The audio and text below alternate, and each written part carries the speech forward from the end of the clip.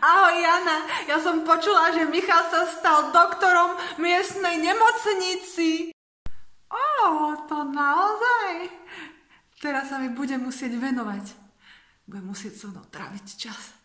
Aj keď predtým ma odmietol veľakrát. Ako to spravím? Zlomím si nohu.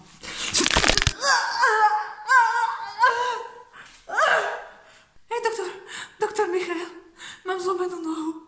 Pozrieš sa mi na ňu? Napravíš mi ju? Môžem ísť tam do tvojej ambulancie? Jana, si to ty? Ale ja som zubár. Takže hovoríš, že som si tú nohu zlomila zbytočne? Sa mi noha zlomila, no ale daj mi sekundu. A teraz sa mi budeš venovať. Poistenie? Nemá. Išiel by si so mnou na rande? Ja sa kvôli nechcem sťahovať z krajiny zase.